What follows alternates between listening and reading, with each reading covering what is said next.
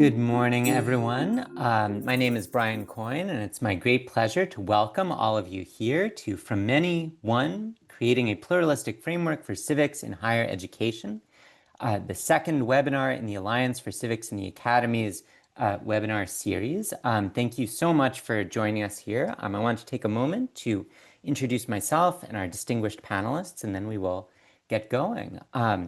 As I said, my name is Brian Coyne. I'm an advanced lecturer in political science here at Stanford University. I'm also the associate director of the Stanford Civics Initiative and the course manager for Stanford's own civics program, College 102, Citizenship in the 21st Century. But of course, we're here today with our three distinguished guests. We have with us first Professor Paul Carrese, who is director of the Center for American Civics and professor in the School of Civic and Economic Thought and Leadership at Arizona State University. He has served as the school's founding director starting from 2016 to 2023. But formerly, he was a professor at the United States Air Force Academy, co-founding its honors program, which blended liberal arts and leadership education. Professor Carrese teaches and publishes on the American founding, American constitutional and political thought, civic education, and American grand strategy. His forthcoming book, May of 2026, is Teaching America, Reflective Patriotism in Schools, College, and Culture. Of course, very relevant to our topic today. Paul, thank you so much for joining us here. I'll introduce our second panelist, Professor Jacob T. Levy, who is the Tomlinson Professor of Political Theory and Associated Faculty in the Department of Philosophy at McGill University. He's the founder and coordinator of McGill's Research Group on Constitutional Studies, whose Charles Taylor Student Fellowship is devoted to an intensive non-credit year-long reading group of major works in the history of political, moral, and social thought. Jacob, thank you so much for being here. Really looking forward to having you here. And I'll note that you make this an international panel by joining us from Canada. We also have with us today Professor Minh, who is Assistant Professor of Political Science at the University of Vermont. His book, Answering to Us, Why Democracy Demands Accountability, will be published by Princeton University Press in March of the coming year. Professor Lee's research and teaching focus on democratic theory, the rights and responsibilities of democratic citizenship, economic justice, global justice, and civic education.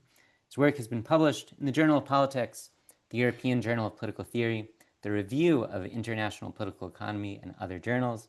Before joining UVM, he was a lecturer at Stanford University.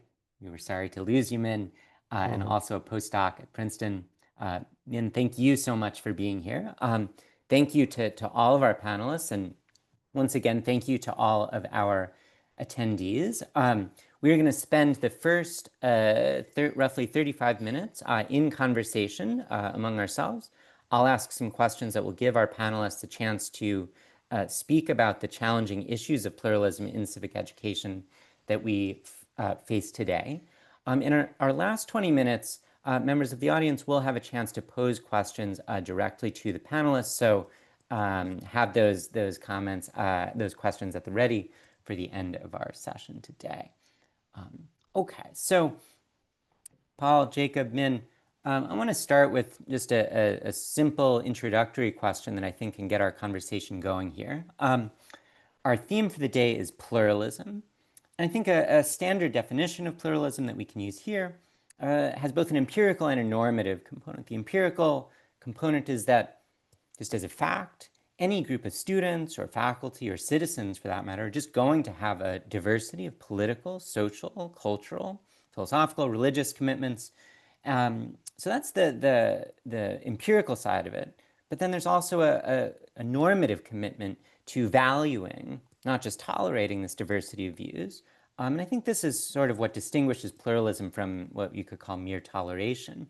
So as a starting point, I wonder what you would say you see as the role of this form of pluralism, both the empirical and normative sides, in civic education.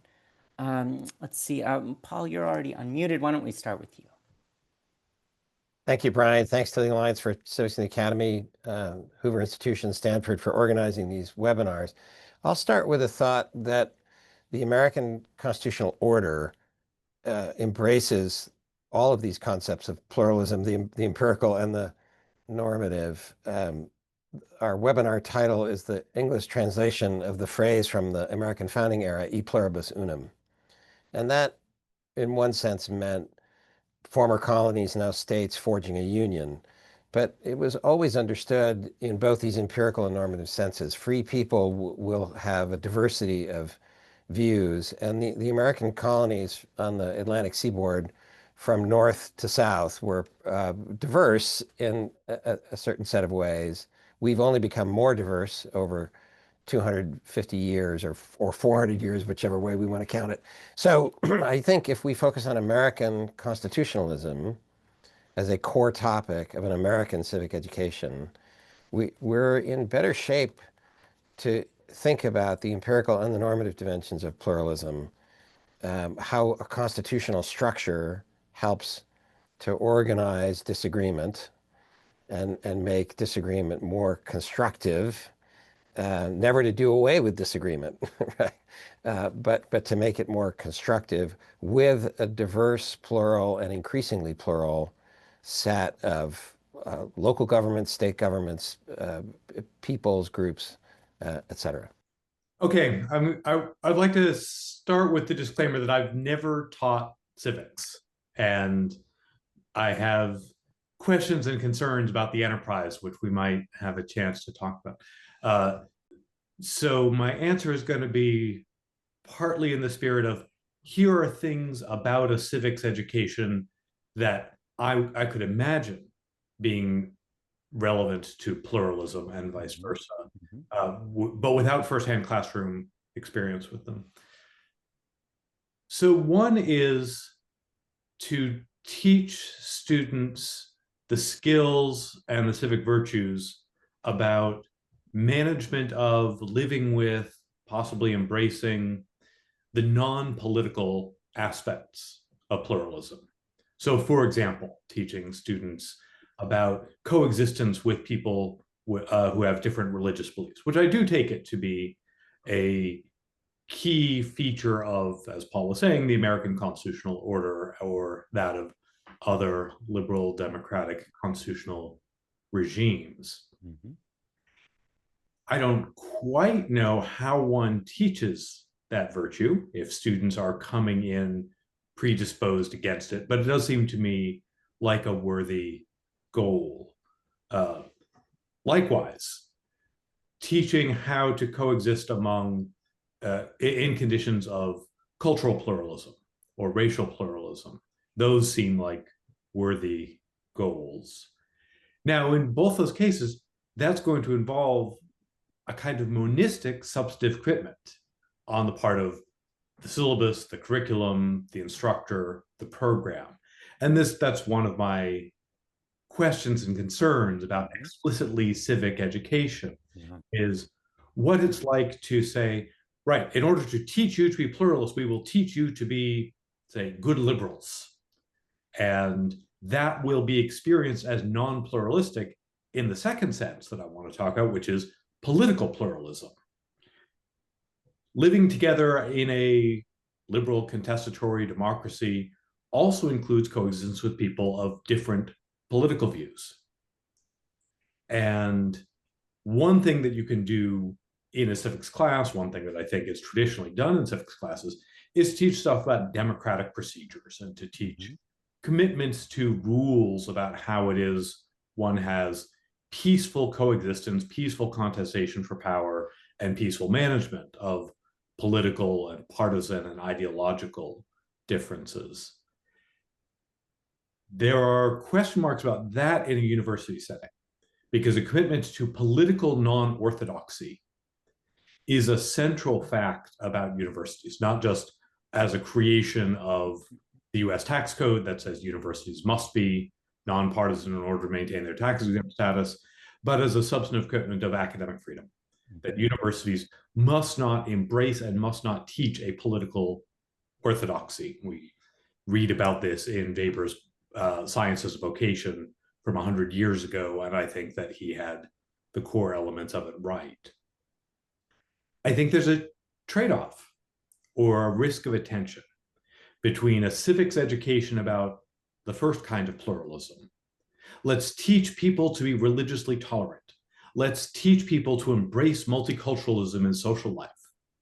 And the pluralistic piece in the second sense, which is ensuring that the curriculum is open to, in a non-orthodox way, students coming from a variety of political perspectives. Insofar as a civics education is not just teaching the substantive correctness of, say, liberalism or multiculturalism, then it's not clear how it's going to address the first.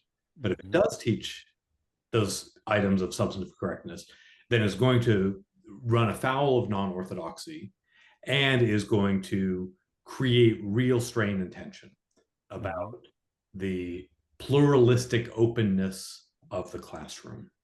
Those are some of my questions and concerns. Thank you, Jacob. And you know, I appreciate you raising those right at the start here, because those, I think, just are the questions of teaching pluralism today in 2025, as we'll talk about in a bit. I think there was an answer to all of this decades ago that I think we do need to rethink today. So thank you for that. Minh, let's go to you to start us off. Well, Brian, you've talked very importantly about two aspects of pluralism. The first is the empirical aspect, and the second is the normative aspect.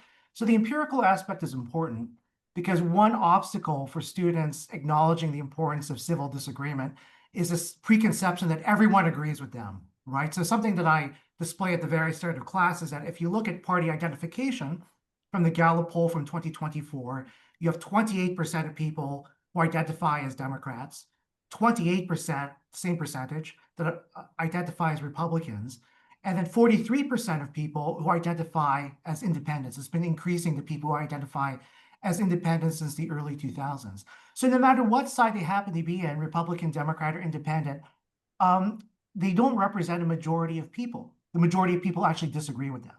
So the first thing to get students to talk about through difference is to make them realize that a lot of people disagree with them, and that they're going to have to get along with people who disagree with them in a pluralistic society, as Jacob was mentioning.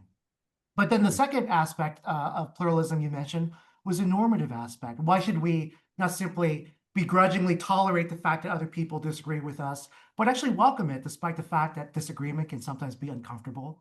I want to talk about two moral aspects of pluralism. The first is the epistemic dimension, that we'll actually make better decisions as a democracy if we talk with people who disagree with us and morally debate and deliberate. And it's an idea going back to John Stuart Mill, and it's the idea of what's called epistemic democracy, where epistemic comes from the ancient Greek meaning knowledge. So when you have a diverse group of people who debate with one another, you'll come to better decisions.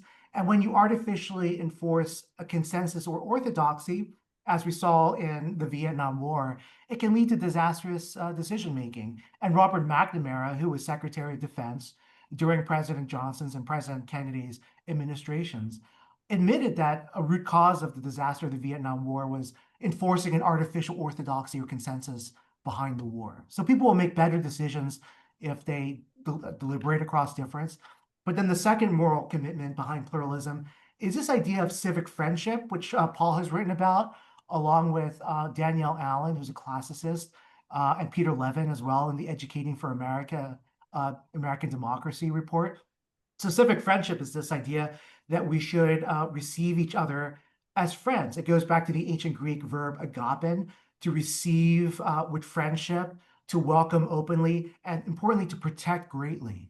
And we orient each other as friends when we listen respectfully to one another, rather than to shut out debate, to refuse to listen to others, to acknowledge other people's dignity. So I think part of acknowledging pluralism is that foundation of agape and of civic friendship that we regard each other with. Thank you so much, Minh. It's really helpful to have that that deep background as a foundation for our conversation here. So the next question that I want to pose here picks up on a tension that Jacob pointed us to a few minutes ago, that pluralism in education, as we've talked about it, does presuppose, again, both as a fact and as something we value, a wide difference of opinion. But Jacob also pushed us to consider the fact that there are specific values embedded in, I think, any plausible version of civic education. Democracy as a procedure is a certain set of values that I think are right, but are not universally shared. Now, I said before that there was an old way of dealing with this tension, and the old way was to say, well, everyone agrees on democracy, and so therefore, if our education presupposes democracy, if our education is oriented toward democracy, yeah, those are specific values, but everyone shares them, so there's no problem of pluralism there. I think as a factual matter, we need to think hard about that in 2025. In a Pew poll from last year, 32% of Americans agreed with the statement that rule by a strong leader or the military would be a good way to govern their country. We see, similar results in other countries as well. And so the question that I'd like to pose for everyone here is, if civic education moves the needle on that number, is that on its own evidence of a failure of pluralism because civic education is having an effect on people's views, presumably also their partisan views? Should we aim to not have an effect on that, or do we kind of own that we have specific, what Jacob called monistic values, and at the risk of some tension with other forms of pluralism? Let's see. Jacob, do you want to have thoughts on this? Sure. Simply having a measurable outcome doesn't show that something illegitimate has happened. I suspect that a liberal education, an education oriented around the shaping and opening of minds, which is different from a civic education. I suspect that a liberal education also moves the needle on that. That is to say, I suspect people who have a liberal arts education at a university that is good at that kind of thing, or a college that's good at that kind of thing, have a different set of answers, would not poll so high on the strong leader. Now, if that's right, if a liberal education moves the needle, even though it is not the purpose of it to move the needle, then I'd want to ask the question, do we have strong reason to think that a civics education, an explicitly, intentionally didactic civics education, would move the needle more? As well as asking the question about the legitimacy of doing so. But the difficulty of 2025 isn't just democracy or not democracy. Because as soon as you start spelling out substantive democratic commitments in 2025, for example, the really central aspect of a democracy that political scientists love to talk about, which is that losing parties peacefully concede. In 2025, saying that is going to be heard correctly by a lot of students as embracing a partisan position, because it has now become a matter of partisan contestation, whether both parties are supposed to peacefully abide by the results of an election. And you'll get people who, in answer to that poll, would have said, yes, I embrace democracy. But when you push a little bit on that commitment, you'd find that they do not, for example, have a strong, sustained commitment to losing parties peacefully seating at the end. So I think that it's a little bit of a straw man to say, would it be bad if there were an effect? The concern has to be about a kind of non-neutrality of intent, not a non-neutrality of effect, because liberal education in general will have a non-neutrality of political outcomes. We justify it by saying, well, we're not teaching students what to think, we're teaching them something about how to think, and it will turn out that certain styles of thought are less compatible with certain kinds of, for example, really simplistic political conclusions, like what we want is a strong, great man to tell us what to do. Thank you, Jacob. I'll just add that it may sound like a straw man, but the question was in part inspired by another panel that I moderated last week, in which some of the panelists argued essentially that the fact that liberal education does move the needle and civic education does move it even more, is the reason for the decline in trust in universities that we also see in polls. And panelists argued that that we should strive to correct that perception that our education has kind of measurable effects on students, political and partisan commitments. I mean, it does have it has a lot less than the popular press tend to depict it as. The predictors of an adult's politics still are overwhelmingly driven by background demographic facts, like where they're from and what religion they are and what race they are and what sex they are. They're very, very little shaped by what happens in the classroom by deliberate decisions from their professors. They're shaped a little bit by the climate among other students. I worry that the shift from the liberal to the civic deprives us as universities, us as professors, of the true defense, which is, well, maybe your students changed their minds about some things at university, but it wasn't because we were trying to make them do so. Paul, you wanted to get in?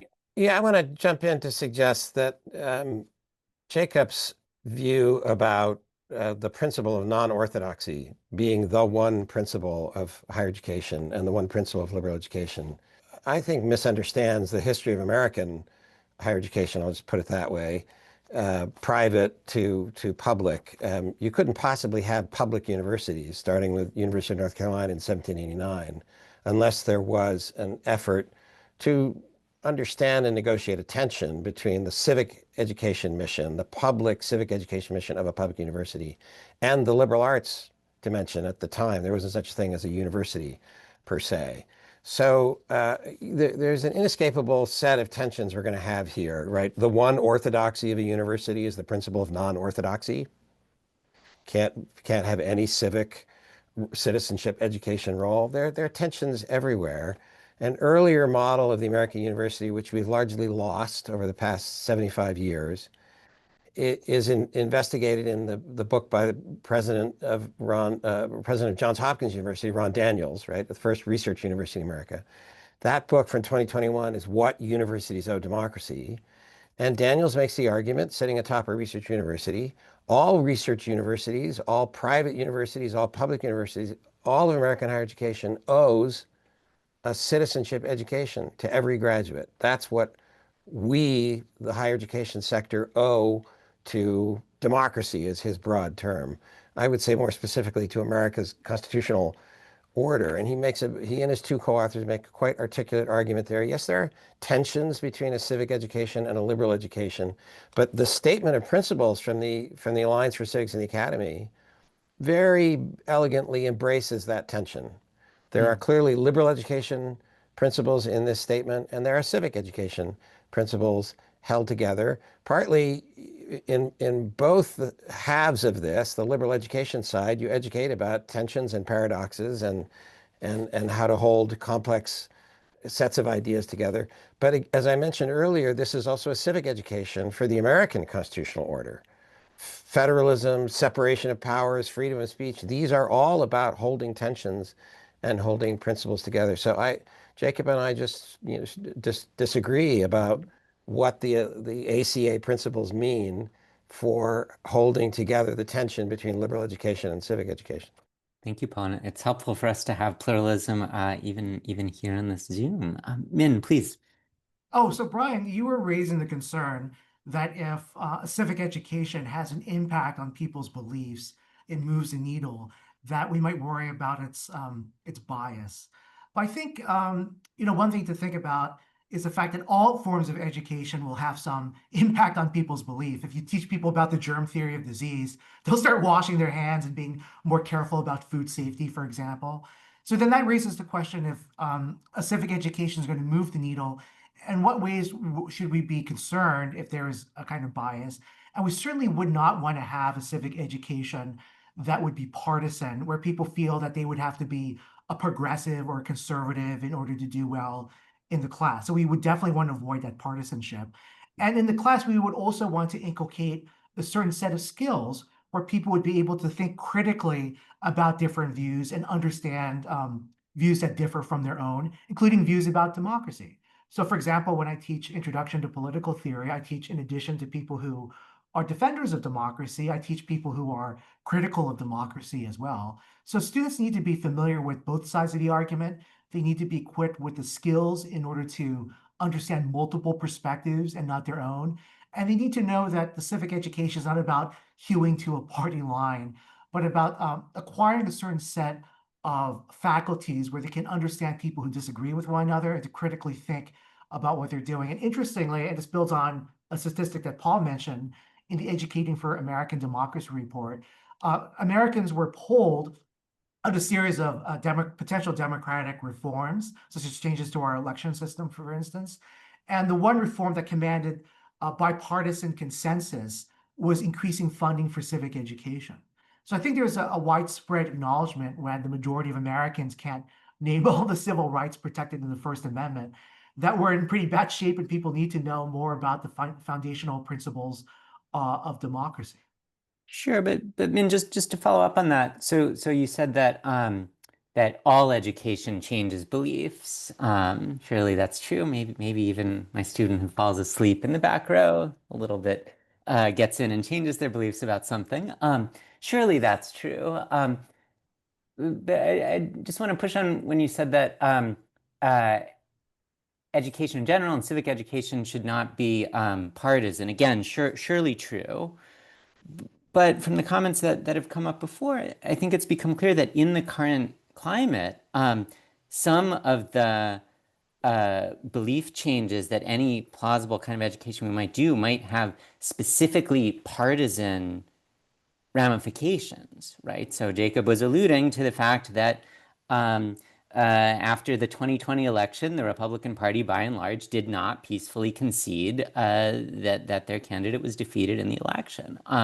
A lesson about peacefully conceding in elections may very well cause some students to change which party they support. Is that a tension in, your answer there between accepting that beliefs will change and not wanting to be partisan? Yeah, I think that if we're teaching about democracy, Mm-hmm. we teach that there are certain benefits to democracy. Mm-hmm. There might be a certain partisan valence to the overall shift in opinion. But as Jacob mentioned earlier, the important thing is for it not to be intentional, that teachers shouldn't be going into a civic education class thinking, well, the purpose of holding this class is to get people to be good Democrats or good Surely. Republicans. Mm-hmm. But to really think carefully about, to understand, first of all, why are some people opposed to democracy? Why are some Mm-hmm. people opposed to the peaceful transfer of power? So Yeah. being able to articulate exactly why some people hold that view, and in order to critically examine that view as well as their own, I think is what civic education would aim at. Because inevitably, we're going to have to work together as co-citizens in a democracy. So if we're only capable of governing ourselves, if we're able to have a conversation with one another and to come to decisions. I mean, the alternative is the rule of a strong person, right? If Mm-hmm. we can't have a civil dialogue with one another. Mm-hmm. All right, thank you. And I'll just note that our colleagues who teach on international law and the rules of war will know that the foreseeable but unintentional effect is an important but sometimes slippery concept. Paul, you unmuted. Did you want to speak on this? No, I appreciate the pluralism and the disagreement we have here. I think it partly shows that the folks interested in the Alliance for Civics in the Academy can hold differing views and want to be Socratic or liberal arts minded in talking with each other about these questions. But I do think one point to reiterate, because it's now very clearly the minority view among professors across a range of disciplines in higher education who might think they have some relation to civics, that we would do a better job both in liberal education and in civic education if in American higher education we taught about the American constitutional order. In Canadian higher education, teach about the Canadian constitutional order, because the complexity and the pluralism built into these constitutional orders, right? They're not democracies. They're liberal, constitutional, democratic republics. And sorting through all of that, Canada's getting not a people, republic. Oh, what now? Canada is not a republic. So in the American scheme, right, liberal, constitutional, democratic republic, to sort through all of the history and the empirical reality and the history of debate about all of that is a liberal arts education in a classroom, and the conversations and learning it sets up beyond a classroom, while also being a civic education that in the American sense is not an indoctrination. It's a common understanding about some very broad principles and some very broad rules, like what you do when you lose an election. But with, providing the right balance between freedom and order, which, by the way, a university needs and a classroom needs. And then universities prosper because you've got ordered liberty in the broader democratic republic. So in a moment, I'd love to transition to a question that invites each of you to bring in some of your expertise from your own universities. I know this is a moment of sort of experimentation about civic education. Here at Stanford, our college program is still relatively new. We are iterating it. And I'd love to hear from each of you about how your universities are handling civic education. I know, Jacob, you mentioned you haven't done it, but perhaps that you can still share about the approach at McGill or in Canada more generally. So let's see. Minh, I know you've been involved in your university's efforts on this. Do you want to share what's going well at University of Vermont? What perhaps folks at other universities could take from your experience there? Sure. What we're doing really well is that we have a global citizenship, a GC2 requirement that every student has to take throughout the university, whether they're majoring in nursing or business or the College of Arts and Sciences where I teach. So that's very helpful because about 90% of the students who take my Introduction to Political Theory course are not political science majors. So I think it's important to engage, and citizenship in the 21st century at Stanford recognizes it. It's important for people who are not political science majors also to engage in these questions of citizenship, because people who are engineers, nurses, and doctors are also going to be farmers are going to be important members of our democracy. The disadvantage, though, with how we're approaching things is that the global citizenship requirement can be satisfied by an extremely broad array of courses. So courses that have nothing to do with a discussion plausibly about citizenship, although they have a lot of intrinsic interest in them. So having something like the Stanford model where every freshman has to take a course in citizenship, I think would be very helpful.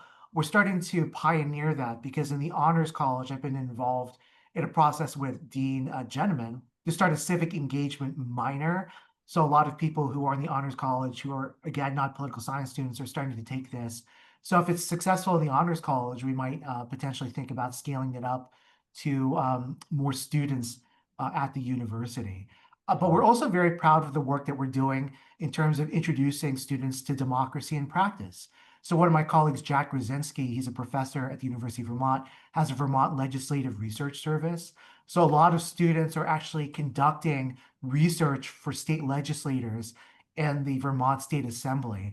It helps to promote a kind of rapprochement, a kind of alliance between universities and state legislatures when they see that we're actually producing policy relevant research for them at their request by commission from them. And also we have a great program called the Center for Community News, where students are trained to report on environmental news and news about their local communities through the Center for Community News. And there's some fantastic work being done over there by Dr. Richard Watts and Meg Little Riley. So we're very happy with what we're doing there as well. Fantastic. Thank you. Jacob, I wonder if you'd share how McGill is approaching this sort of curriculum. Is it different in a different national context, than what we've heard from Paul and Minh? So I don't think that we have anything at McGill that would count as a civics curriculum. Certainly nothing as part of formal coursework, neither in the Faculty of Liberal Arts nor in the university as a whole, and certainly nothing that is mandatory and shared across all students. To do so in our context would be extremely complicated, partly for pluralistic reasons. And here I'll note a couple of things about our student body. One is our student body is about a third international, and orienting a curriculum around teaching the values and virtues and meanings of the Canadian constitutional monarchical order would seem like a funny thing to do. Now, sometimes in my classes, when I'm teaching about constitutional systems, I do try to draw some of the American students out a little bit, to the extent that Americans have grown up in an anti-monarchical political culture, and to get them to see the point and the value of some of the Canadian practices. But in addition to the international context, there's the fact that we are an Anglophone university inside Quebec. McGill has a strong tradition as being an institution that is very tied to the existence of the overall Canadian Federation. But the public university system is provincial. That is, in its strong sense, we work for the province of Quebec. Our institution is called the Royal Institute for the Advancement of Learning. In another sense, we work for the monarchy, but we work for the monarchy of Quebec. And if we were to engage in deliberate didactic education in the values and virtues of the continuing existence of the Canadian Federation, that would be immediately picked up on by the province as an illegitimate meddling in the politics of the province, because we do have a substantial share of students from Quebec, and not only Anglophone students, but Francophone students from Quebec. If we were in the business of trying to teach the Francophone students from Quebec that they should not advocate independence and sovereignty, then the province would be outraged. Thank you. Paul, let's hear from you, and then we'll go to questions from our audience. Yeah, thank you. I'm here representing, in a sense, the public university renewal movement of the past decade, emphasizing civic education. It started in the state of Arizona in 2016 with a mandate from the state government to establish a new unit at Arizona State University, a department-sized entity. 9 years later, this is now in 12 states total, on 17 public university campuses, that either state legislature and governor or a board of regents over a university system has mandated that a public university have a new unit. In 2 of the campuses, they're colleges, quite explicitly, with deans. Most of them are department-sized entities or centers, but with a little bit more of autonomy and wherewithal than most centers have, so that they can at least push for faculty hiring tenure line positions because they have the funding for it. And even a center having its own minor and other kinds of academic programming. So here at Arizona State University, we built a department, has a big long name, School of Civic and Economic Thought Leadership, with 3 missions. First, academic mission, blend liberal arts education and American civic education, all the ways that departments do that, courses, minors, degrees, majors. We have an MA degree as well. Second mission, to have some practice of the civic virtues by having a public speakers program, the Civic Discourse Project. So we're reaching the Arizona State University community and then the broader Arizona and even national community. We partner with Arizona PBS to have all of those speaker events put up on PBS website and on our YouTube page. And some of them are dialogue, debate events, some of them are single speaker events. Third mission, to work with teachers who are in K-12 schools, about improving their capacity for American civic education. So those three missions, one of the things that was happening in parallel, but also happening in part because of this renewal effort to have new units established, is state governments or state boards of regents renewing American civic education requirements in public universities. So Arizona's Board of Regents established an American civics requirement for all the public university students after our civics department was established. Other states have done it differently. So this is now a topic of discussion in the American Political Science Association, what to do with these new state requirements. Some of them have been around for a very long time. Texas had basically their American civics requirements since the Cold War, since the 1950s. But several states have added them just in the past decade.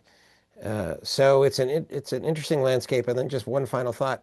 The Stanford Civics Initiative, Brian, that you're so deeply involved with, is an example of a parallel effort in an elite private university to address the civic education mission in its founding documents in the Stanford founding grant. But this has happened at Johns Hopkins University to some degree. There's now a Yale Center for Civic Thought that's been established.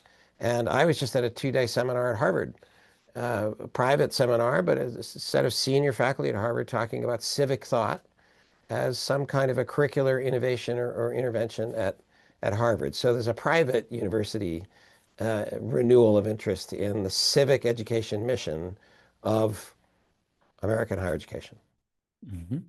Right, fantastic. So with my eye on the clock here, I'm going to suggest that we move into the portion of our event where we take questions from the audience. Once again, for folks out there, you can put these into the question box, and we will ask as many of these as we have time for. The first one, throw it out there, and then maybe I'll leave it open to each of you, which of you would like to jump in on this. What if we don't frame the question as liberal or civic education, but rather in terms of critical thinking? And I take the question to be asking, would that solve some of the issues at the limits of pluralism that we were discussing before if we focused on critical thinking as a shareable skill? I'll repeat the basic theme I suggested earlier on our pluralism theme, that there's a kind of an American answer which is when you're posed some opposition, the American answer is yes, right? The American answer is both and.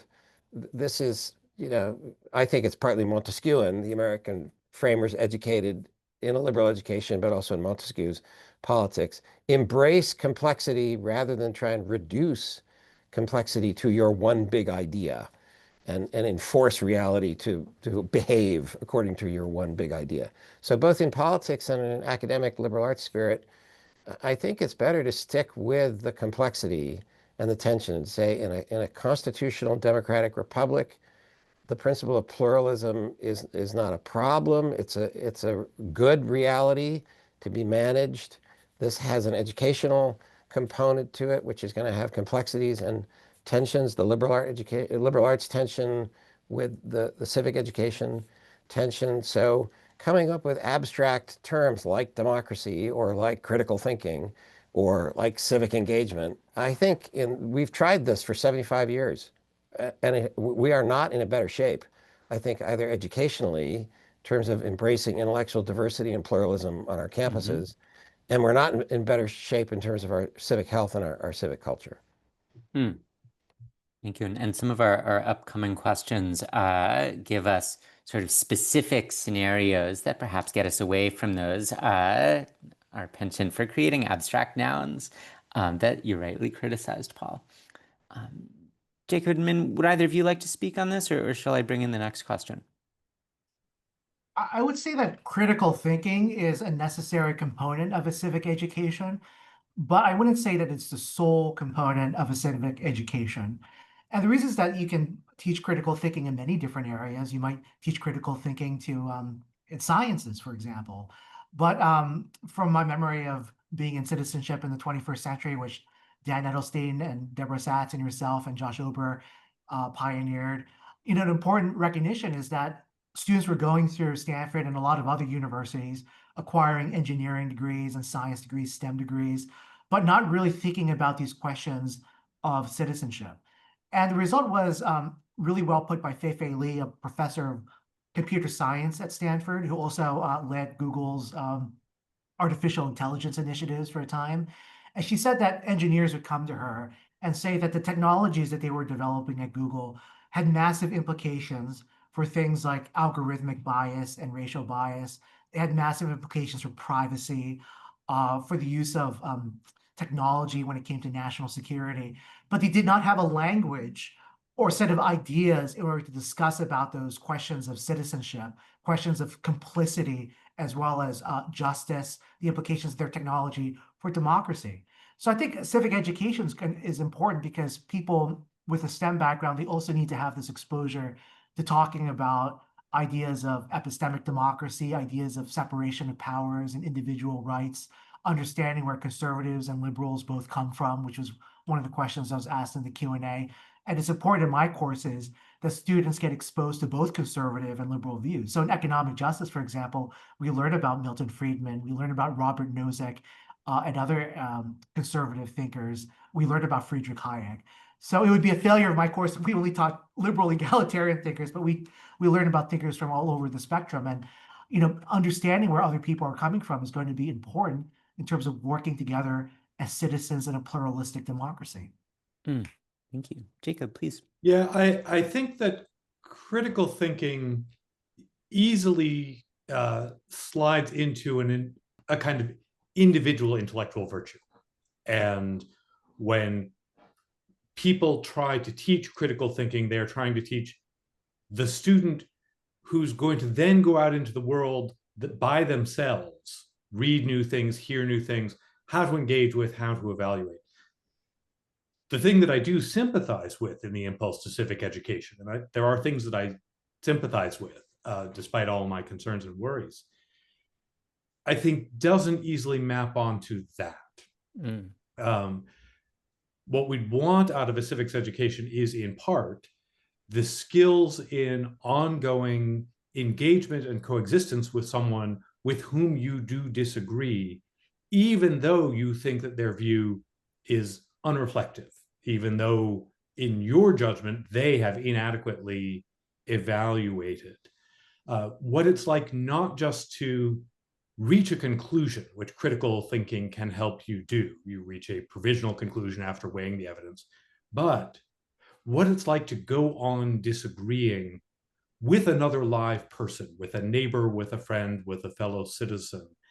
I think there's a skill there, and the skill doesn't map onto a critical thinking skill. Thank you. So this next question here, I think it is pushing us to think about the boundaries of liberalism in the philosophical sense as they're related to the boundaries of pluralism that we were talking about before. So the question says, to what extent can or should critiques of liberalism writ large be meaningfully integrated into civic education rather than treated as peripheral or token perspectives? For example, the question says, could or should a professor who is an avowed communist or an avowed right-wing post-liberal, perhaps a theocrat or some sort, should they be able to effectively teach a civics course within your conception of a civics education? First, to give the perspective from the U.S. Air Force Academy when I was there, so one of the professional military academies for the U.S. government, there was a very strong commitment to a liberal arts education core as necessary. The reality for American officer citizens, which is the American concept of civil military relations, is that they take an oath to the Constitution, not to a president or Congress or some human chain of command at the moment. They take an oath to the Constitution, which means to a set of ideas and principles and to the rule of law. And so over time, the American professional military education community established and refined a commitment to a liberal arts core for every cadet, midshipman at the Annapolis Naval Academy.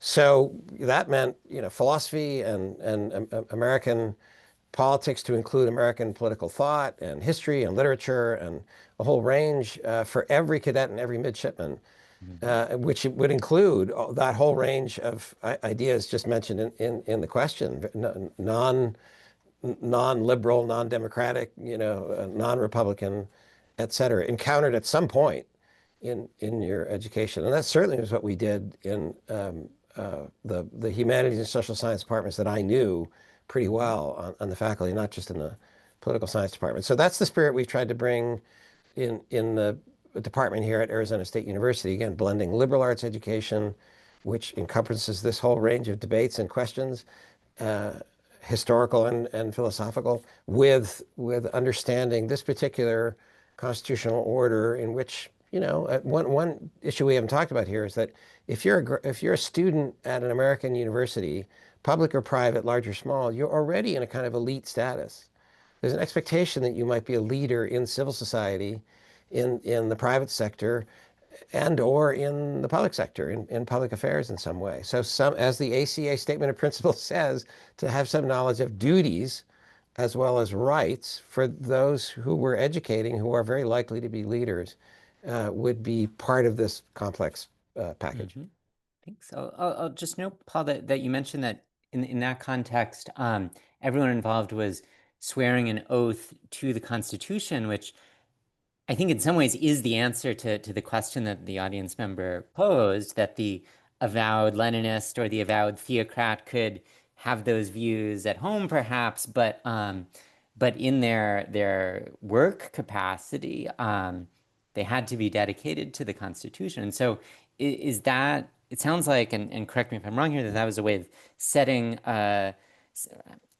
boundaries of pluralism sounds restrictive, but having a ground on which pluralism can exist. It's a peculiar self-selected set of students who want to get into one of the professional military academies or into ROTC at mostly at public or large private universities. So that's a self-selected set of students. Different question at like Arizona State University, where I am now, no oath. where it's a very broad funnel of students who want to get in. Yeah, fantastic. All right. Well, Jacob, it looked like you wanted to get in. Is there an implicit oath to constitutionalism in the background here? So I think that the question is really on point, and the question reaches some of the things that worry me, because both prongs, both options seem unacceptable. On the one hand, if civics is to have any substantive commitment, as Paul's been saying, a commitment to something like the American constitutional order, then that has, as you just said, boundaries. And someone who is an avowed opponent of that kind of system, possibly even someone who is, say, a parliamentarian constitutional monarchist, but certainly someone who is a Leninist or a theocrat, could not, in good faith, teach, as it were, from within.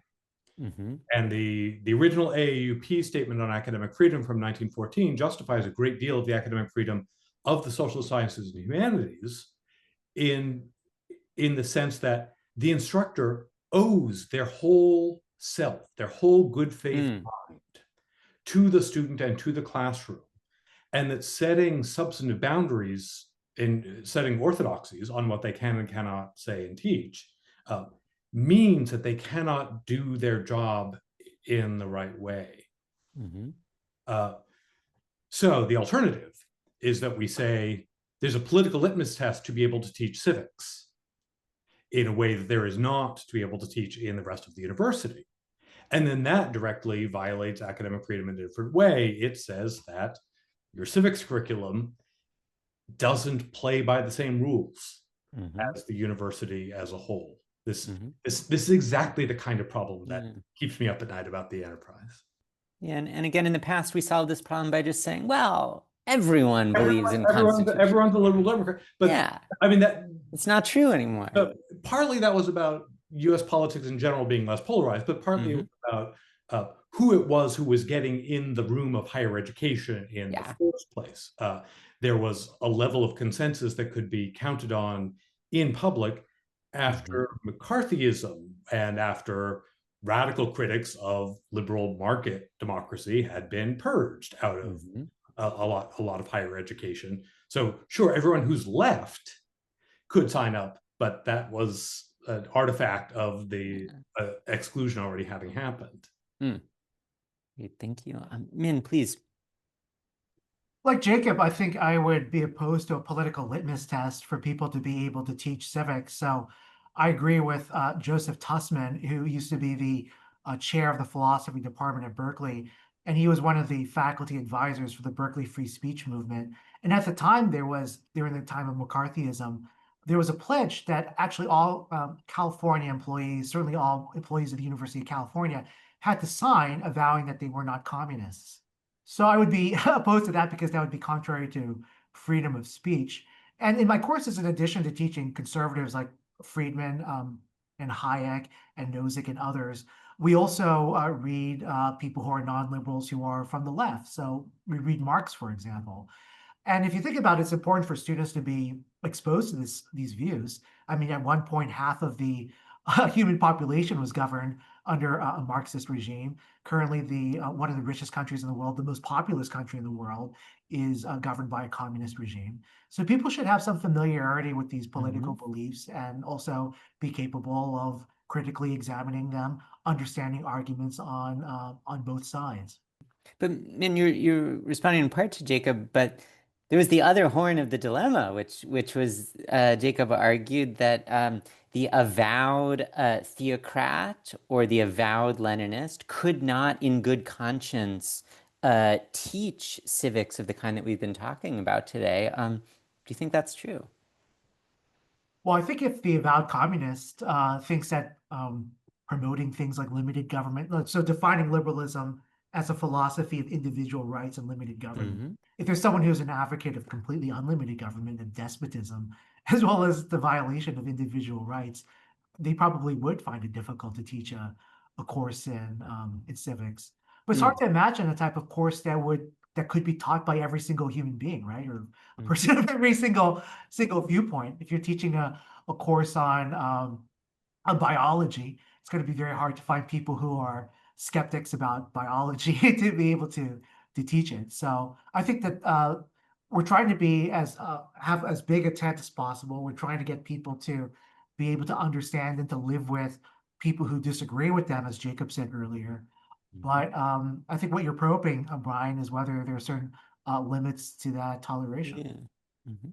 Well, that brings us back, helpfully, to the point where we started, that pluralism in education is tremendously important, but it's also, I think, something that we do need to rethink for the empirical facts of every era, for our evolving understanding of the normative commitments to pluralism. And I want to thank our distinguished panelists. Paul, Jacob, Minh, thank you so much for taking the time to be here today. It was just tremendously valuable to get your perspectives. I learned a ton from each of you, and I'm deeply grateful for your participation here. To the audience, thank you so much for joining us here. I apologize that we didn't get to all of the questions that were posed by our audience, but I hope that even if your question was not asked, that some of the issues you raised did come out in our conversation. And thank you also to the Hoover team and the event staff for making this happen. Thank you all so much.